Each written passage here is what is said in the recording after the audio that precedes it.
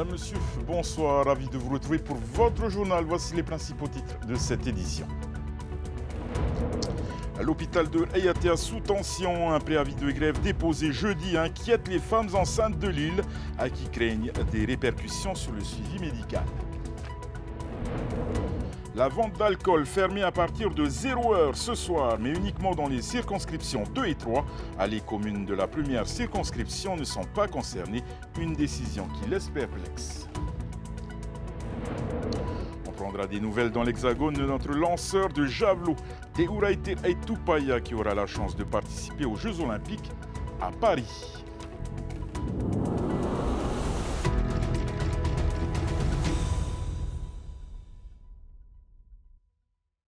L'annonce du préavis de grève par le syndicat du personnel soignant des ISLVC STPFO à Hayatea suscite des inquiétudes, donc notamment parmi les futures mamans des îles sous le vent hébergées dans des centres de l'île sacrée en attendant d'accoucher à l'hôpital de Uturoa. Certaines se demandent si les tensions à l'hôpital auront des répercussions sur leur suivi médical.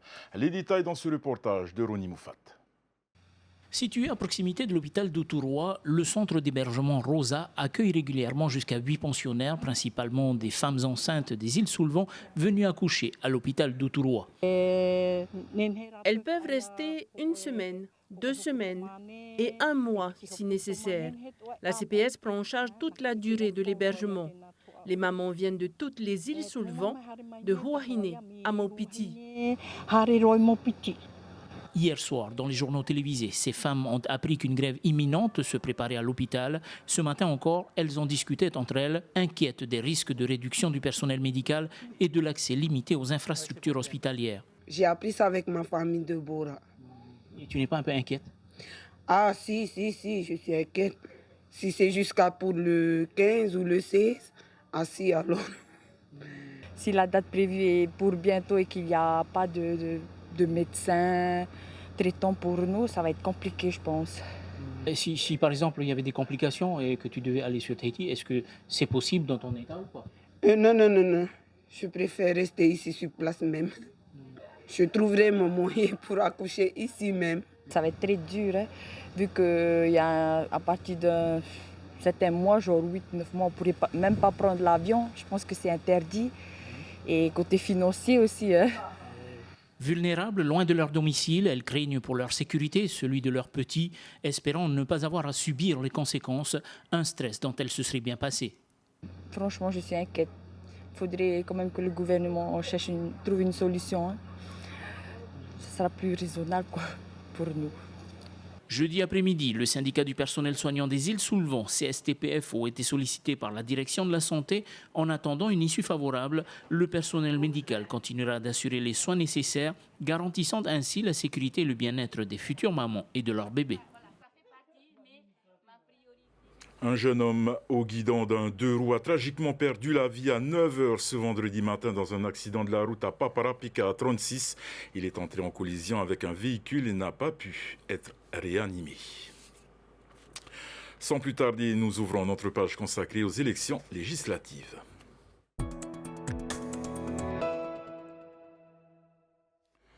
C'est l'une des conséquences des législatives anticipées. La vente d'alcool sera à nouveau interdite ce samedi à partir de 0h pour cause d'élection. Une suspension des ventes qui touche les habitants des 2e et 3e circonscriptions, mais pas ceux de la première qui ne sont plus en période de vote. Une décision qui ne manque pas de surprendre Laure Philibert et Vaitiare Nauta. Si vous pensiez célébrer le week-end autour d'un verre avec vos amis demain après 0h, ce sera possible, mais pas partout. La vente sera autorisée dans les communes de la première circonscription, Papeete, Piré, Aroué, les Marquises et les Tuamotu-Gambier, mais elle sera interdite ailleurs. Car si dans la première, l'élection s'est jouée en un tour, ça n'est pas le cas dans les 2 autres, où un second tour est prévu ce samedi. Avant, ils avaient de toute façon le réflexe de faire des provisions. Du coup, ils consomment encore plus, ce qui est encore plus dangereux. C'est pour ça, depuis le début, je pense qu'il n'y a pas de sens là-dedans. Ça a été fait il y a très longtemps. Il y avait peut-être une raison. Il faudrait peut-être revoir ces copies et modifier ça. Dans ce bar de Punaouia, situé dans la 3e circonscription, les gérants relativisent. Je suis ouverte que le midi avec justement des gens qui sont plutôt en famille pour venir manger, donc pas des trop gros consommateurs d'alcool fort. Après, je comprends que ça puisse être pour certains un peu pénible parce que quand on a forcément un restaurant, on a envie que ça tourne bien et que le bar, c'est quand même une grosse marge pour la restauration. Mais ce que j'aimerais espérer, c'est que si c'est comme pour les européennes, que ça amène du monde justement parce que les gens sortent pour aller voter et passent un peu de temps en famille comme ça m'était arrivé la dernière fois justement. Mais les clients s'étonnent d'une telle décision de la direction des affaires économiques. Les politiques n'ont pas à nous interdire de boire ou de ne pas boire d'alcool pendant les élections. Ce n'est pas leur boulot, ils sont là pour nous. Pendant qu'eux continuent à boire du pinard à la présidence et partout, il n'y a aucune raison qu'ils nous interdisent d'acheter de l'alcool. Point. Interdire à boire pendant les élections, c'est complètement stupide parce que tu peux faire tes stocks avant, quoi. Donc les gens auront du stock.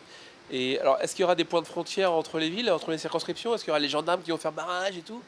Non, donc qu'est-ce qui empêche les gens de Poudre-Royale d'aller acheter de la bière à Champion-Pas-aux-Feuilles? Ce commerce, situé lui aussi dans une circonscription où la vente de boissons alcoolisées est interdite, déplore une situation absurde. Sur le papier, puis l'alcool sera ouvert, donc on ne trouve pas ça normal. Et donc ça va faire déplacer certainement du monde sur la ville pour s'approvisionner en alcool. Et le risque, c'est qu'ils vont sûrement revenir avec de l'alcool et peut-être consommer en voiture. Il y a un manque à gagner. Ce manque à gagner, on ne va pas le récupérer ni sur la journée d'aujourd'hui, ni sur la journée de dimanche. Les députés, il faudrait qu'ils changent cette loi-là. Cette interdiction sera levée dès la fermeture des bureaux de vote. Le syndicat des bars de Polynésie espère faire changer la réglementation d'ici les prochaines élections. Et si les candidats se préparent aux résultats des urnes, TNTV et ses équipes sont également sur le pont pour vous offrir une soirée exceptionnelle demain. Un journaliste spécialiste de la politique locale et techniciens font les derniers réglages, comme a pu le constater notre journaliste Nicolas Pérez. À soirée exceptionnelle, dispositif exceptionnel. Comme à chaque scrutin, TNTV déploie les grands moyens pour offrir à ses téléspectateurs un suivi minute par minute de ce nouvel enjeu électoral qualifié de crucial. Non, c'est clair que cette élection, ce n'est pas une législative comme les autres. Alors ici, c'est plus calme, mais au plan national, on sent que c'est vraiment un scrutin historique et on a conscience des enjeux. Les éclairages et les caméras sont déjà en place. Seul le son doit encore être peaufiné par les équipes techniques. Juste quelques tests à faire, voilà, mais sinon on est prêt. Hein. Rodé maintenant. Rodé, voilà. Si certains membres du staff découvrent les rouages d'une telle soirée, le duo de présentateurs est prêt.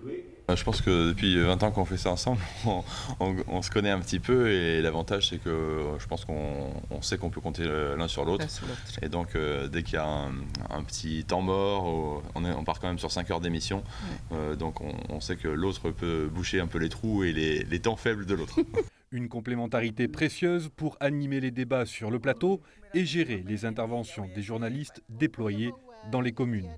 Il y a aussi les journalistes qui nous attendent sur le terrain, qui ont des inserts à faire, intervenir en direct en plateau. Donc c'est à nous à jauger pour que les interventions en plateau ne soient pas trop longues, pour laisser la place aux autres qui sont sur le terrain. Ces élections seront à suivre en télé, mais également sur le site internet et les réseaux sociaux de la chaîne.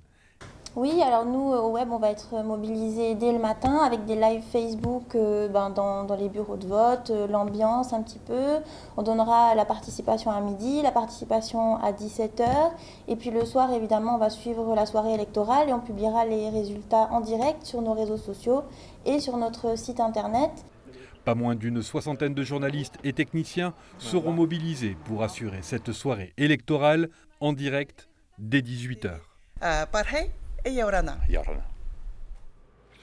un point sur la situation en Nouvelle-Calédonie. À l'approche du second tour des législatives, les demandes de procuration affluent, preuve que l'appel des deux camps politiques à se mobiliser a été entendu sur l'île plongée dans une crise sans précédent depuis le 13 mai.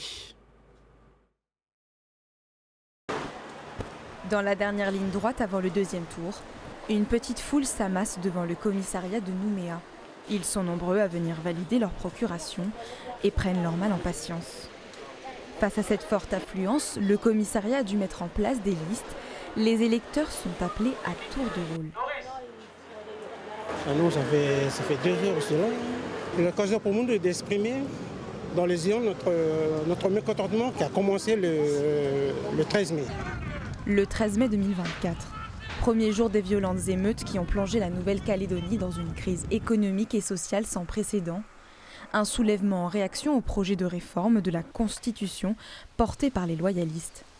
Fermement contesté par les indépendantistes, le texte qui prévoit d'élargir le corps électoral a été suspendu depuis par Emmanuel Macron. Dans ce contexte, les législatives anticipées présentent un enjeu majeur dans chacun des deux blocs politiques afin d'avoir un relais à l'Assemblée nationale. C'est plus politique, c'est eux qui ont les clés pour justement reconstruire le pays sur les meilleures bases possibles en se servant justement des événements récents qu'il y a eu sur le territoire. Comme en Polynésie et en métropole, la Nouvelle-Calédonie enregistre un record de demandes de procuration. À Nouméa, 4700 demandes ont été validées avant le premier tour. Une hausse qui n'est pas sans conséquences. Dans tout le pays, les mairies ont rencontré des problèmes d'acheminement. Premier tour, j'ai fait une procuration et je fais partie de tous les gens qui ont... toutes les procurations ne sont pas passées. Donc il faut que j'y retourne faire la queue comme tout le monde pour refaire pour le second tour. Pour ce deuxième tour sous haute surveillance, la vente d'armes et d'alcool reste interdite. Le couvre-feu est également prolongé jusqu'au 15 juillet. Et c'est sur ce sujet que nous refermons notre page des législatives.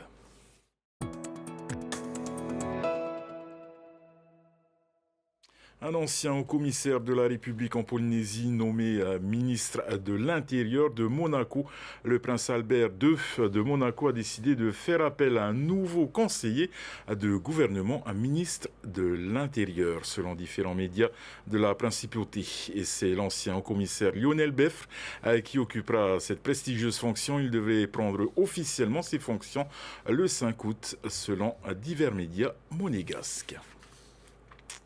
Et l'équipe de France de football s'est qualifiée ce matin pour les demi-finales de l'Euro. Les Bleus ont éliminé le Portugal de Cristiano Ronaldo à l'issue d'une séance de tir au but intense en émotion. Comme d'habitude, de nombreux supporters s'étaient retrouvés à Papeete pour suivre la rencontre. Désiré Teivao était parmi eux. De l'inquiétude à la délivrance. Pendant 2 heures, les supporters de l'équipe de France ont souffert aux côtés des hommes de Didier Deschamps. La rencontre a occasionné plusieurs frissons, près de nos buts, mais aussi dans le camp adverse. Arrive alors la tant redoutée séance des tirs au but, après la tentative ratée de Joao Félix, première explosion de joie. Finalement, Théo Hernandez libère les Bleus et les envoie en demi-finale de l'Euro. Johan, arrivé ce matin au Fénois, savoure cette victoire. C'est énorme, comme je disais, je suis arrivé à 5h30 ce matin depuis la France, j'ai fait 26 heures de vol et ça valait le coup parce que on va en demi-finale, non en quart de finale, demi-finale, bref on s'en fout, c'est fantastique. Vive la France. Merci beaucoup, merci. C'était très chaud, on y a cru jusqu'au bout. Ils se sont loupés les Portugais et grâce à ça, on continue, on va revenir la semaine prochaine. Du côté des supporters du Portugal, la défaite est difficile à avaler, mais on reste bon joueur. C'est la tristesse, mais la France a bien joué. C'est comme ça, il fallait un beau match. On a eu un beau match. Le match était cool. Ça s'est joué au tir au but, il en fallait qu'un de trop. Et il est arrivé. Bravo les Bleus. Bravo les Bleus, on va les soutenir pour la suite. Mais la prochaine fois, on sera présent. C'est ça. On sera toujours présent face à la France. Mardi prochain, l'équipe de France devra se défaire de l'Espagne pour se hisser en finale. Et les Bleus pourront de nouveau compter sur le supporter polynésien. Comme les champions de surf Vaine Fierro et Kaulivasta, le lanceur de javelot Teuraiter Aitupaya aura la chance de participer aux Jeux Olympiques à Paris. Une qualification obtenue en mai dernier grâce à un lancer mémorable, pulvérisant par la même occasion le record de France. Julien Panafieux et Wallis Glaise ont suivi le jeune homme originaire de Reyater pendant sa préparation chez lui dans l'est de la France. Pour Teura Tupaya, c'est devenu un rendez-vous indispensable. Depuis 5 ans, l'athlète ne peut plus se passer de son ostéopathe qui l'aide à rester à 100% de ses capacités. On continue sur le même rythme, un suivi très régulier sur 2 fois par mois à peu près. Et non, il n'y a rien. On a essayé de pas trop changer les habitudes, même si c'est un gros championnat, mais si j'ai réussi à sortir un tel jet avec la prépa qu'on a fait, on va pas précipiter les choses. Et le jet en question, Teura n'est pas prêt de l'oublier. C'était en mai dernier. il pulvérise son record personnel pour s'emparer du record de France du lancer de javelot avec 86,11 mètres, également synonyme de minima olympique. Installé à Strasbourg depuis 5 ans, le Polynésien se remet progressivement d'une blessure au coude lors du dernier championnat d'Europe à Rome. Lui qui enfant faisait du handball a découvert l'athlétisme grâce à son oncle. Étant jeune, je suis passé par un peu de tout, les sauts, les courses, les lancers. Et à un moment donné, je voulais faire du décathlon. Donc, qui dit décathlon dit 10 disciplines, où il y a de la course, du saut et des lancers. Et à un moment donné, en fait, j'ai plus penché vers le javelot et j'ai fini vers une seule discipline, quoi. À seulement 24 ans, le Polynésien est fier de son parcours. Rien n'a été facile pour Teura, qui a dû également surmonter des pépins physiques. Sacré champion de France en 2021, il essuie des blessures au mollet, au genou et à la cheville pendant une bonne partie de la saison 2022. Teura sait à quel point il est important d'être entouré par les bonnes personnes. Sa famille en Polynésie a toujours cru en lui. Ça a toujours été ceux qui, vers qui je me tournais quand tout allait bien et quand tout allait mal. Ils m'ont toujours soutenu, toujours encouragé à aller de l'avant, à jamais baisser les bras. Ça a été une grosse force pour moi, dans le sens où quand beaucoup de gens ne croyaient plus en moi, moi je savais que j'avais toujours ma famille, mes proches, mes amis qui me poussaient à continuer à aller de l'avant, vers le haut, et qui croyaient en moi à 100%, quoi. 4 ans après avoir raté la qualification aux Jeux Olympiques de Tokyo, Teura mesure sa chance de représenter la France et la Polynésie aux Jeux Olympiques. C'est une chance pour moi de venir de la Polynésie, de venir de Tahiti, d'un petit bout d'île au fond de l'océan Pacifique, et d'atterrir à ce niveau-là. Je me dis, au moins, j'espère être une source de motivation pour beaucoup de jeunes qui ont envie aussi de parcourir en fait cette voie du sport, car on n'en parle pas, parce qu'on n'en parle pas beaucoup, mais c'est aussi un métier, c'est pas mal de sacrifices, ça demande beaucoup de travail, beaucoup d'acharnement. Au prochain JO à Paris, Teura vise un podium. Au JO 2021 de Tokyo, son record de France lui aurait permis de décrocher la médaille d'argent à moins de 2 mètres du titre remporté par l'Indien Neeraj Chopra avec 87,3 mètres. De quoi donc espérer la plus belle des médailles pour Teura. Et hier, c'était l'Independence Day, la fête nationale des États-Unis commémorant la déclaration d'indépendance en 1776 vis-à-vis de la Grande-Bretagne. Au Fénois, c'était l'occasion pour les détenteurs de motos et de voitures américaines de se réunir durant quelques heures à Papeete dans la rue Jeanne d'Arc. Un rassemblement initié par un bar de la ville qui avait aussi mis en place une animation rock pour cette soirée spéciale.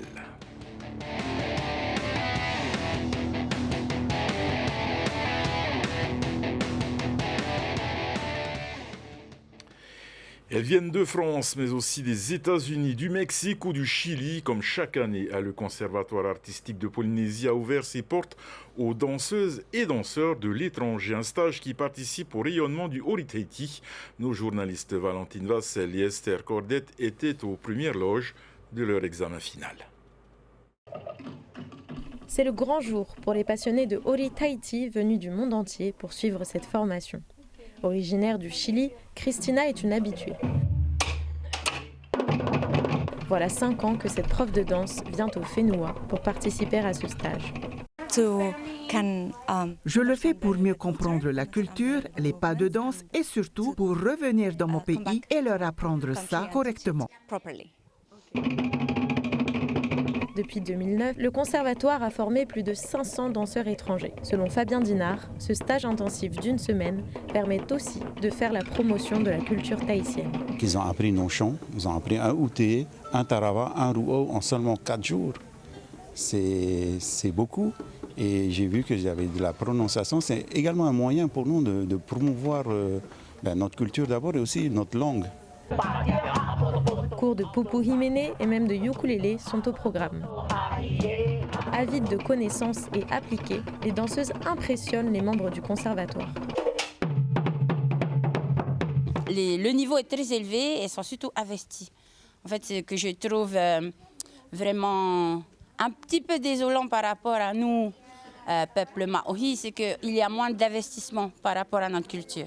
Si certains voient d'un mauvais œil l'exportation du Ori Tahiti, pour le directeur du conservatoire, c'est au contraire en partageant sa culture qu'on la préserve. Pour moi-même, c'est de la fierté de dire oui, moi je suis tahitien et c'est ma culture et je suis fier que d'autres pays s'intéressent à ma culture. Une culture qui intéresse personne, c'est une culture qui peut mourir. Le prochain stage du 25 au 29 novembre compte déjà une 50aine d'inscrits. Et en 2022, pour sa première participation sur le thème Mana Teiho Teora, le groupe Yaura Tehura remporte le prix Gilles Hollande et gagne les premiers prix orchestre Salomon Heimanu et Manunui Taurere. Il reçoit aussi le prix du meilleur compositeur. Cette année, ils nous reviennent plus vibrants que jamais avec Marama, la déesse du deuxième ciel. Reportage de Mereteato et Andy Ebb. 4 tableaux pour raconter la naissance de la Lune et son périple pour trouver sa place dans le dôme céleste polynésien. Inscrit chez les professionnels cette année, Yaura Tehura s'active pour sa répétition générale à Toata. Avec le soutien de ses proches et de son équipe, Poirani Germain a un objectif. Faire en sorte que le public comprenne notre thème et arrive à vraiment comprendre aussi les choix chorégraphiques qui ont été faits et ressentent aussi de l'émotion en regardant notre spectacle et qu'ils apprécient notre spectacle. On se creuse les méninges pour essayer de trouver des idées innovantes, etc. Mais au-delà de ça, il y a aussi les rencontres, les belles rencontres, l'aventure humaine derrière et c'est forcément enrichissant parce qu'on apprend de tout le monde. Élu meilleur orchestre en 2022 dans la catégorie création et imposé, l'orchestre du groupe nous prépare une surprise. On retrouvera également une nouvelle composition créée par Teiva Viaris, élu meilleur compositeur. Comme toute aventure du Heiva, on a toujours ce track-là. C'est pas un track de faiblesse, au contraire, c'est un track on va dire, en excité. Là, on a vraiment hâte de finir en beauté déjà. On est très fiers aussi de notre groupe et très content de vivre cette aventure. Mais l'objectif, c'est de faire vivre déjà notre culture, garder cette culture on nous a toujours transmis depuis plus petit. Et on essaie aussi de transmettre à nos enfants aussi, et pourquoi pas aussi nos futurs enfants. Aujourd'hui, le groupe s'est affairé à la confection du costume végétal. Demain, ce sera leur grand soir. 125 danseurs et chanteurs se tiennent prêts à relever le défi. Voilà, nous arrivons au terme de notre journal. Votre soirée sur Tahiti Télévision. Ne manquez pas Au cœur du Heiva et Tahiti suivi de vendredi. Tout est permis avec Arthur. Au nom de toute l'équipe qui a préparé ce journal, merci de nous faire confiance. Excellente soirée sur Tahiti Télévision et à demain pour notre soirée spéciale législative. Retrouvez ce journal en replay sur notre site internet et notre application mobile TNTV.